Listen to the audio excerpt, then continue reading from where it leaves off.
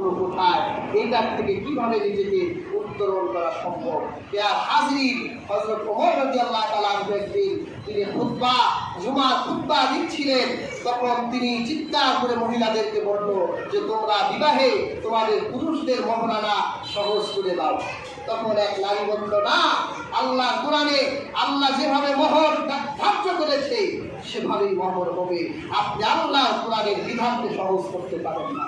তখন ওমর দেখলো যে না, এই মহিলা যে মত প্রকাশ করেছে এটাই কি ওমরেরটাই ভুল ছিল।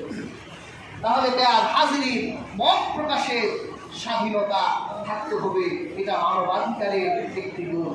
আরেকটি হলো ন্যায় বিচার লাভের অধিকার থাকতে হবে।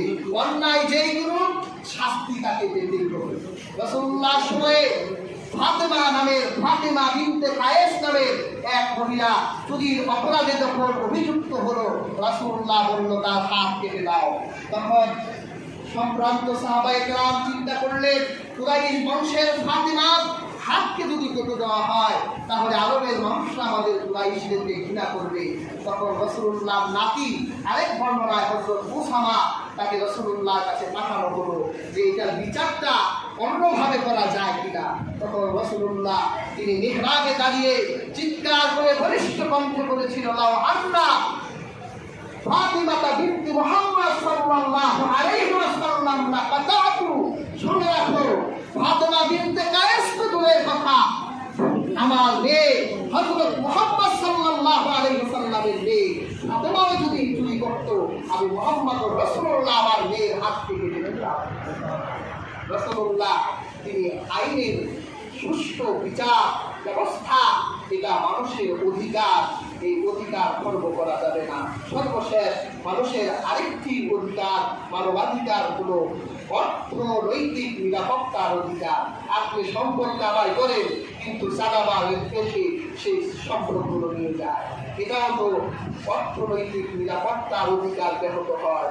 এজন্য মানবাধিকার প্রতিষ্ঠা করতে হলে মানুষের অর্থনৈতিক নিরাপত্তার অধিকারও বাস্তবায়ন করতে হবে।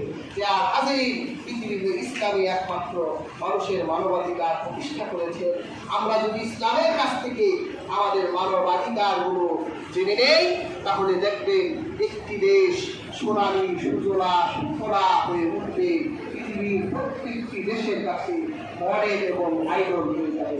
আমরা দোয়া করি আমাদের এই সোনার বাংলাদেশ এটি সম্ভাবনাময়ী একটি দেশ, সোনালী সুজলা।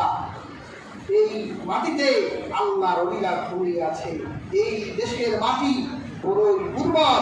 যদি আমরা সবাই প্রত্যেকেই যদি কর্তব্য পরায়ণ হয়ে আমরা কাজ করি, আমাদের এই দেশ দেখবেন মালয়েশিয়া থেকে আমরা এগিয়ে যাব। আল্লাহ পাক আমাদের প্রত্যেককে সকল দ্বন্দ্ব বিভেদ ভুলে আমাদের দেশে আমরা মানবাধিকার প্রতিষ্ঠা করি, তাহলে আল্লাহ পাক আমাদের দেশে রহমত নাযিল করবে। যারা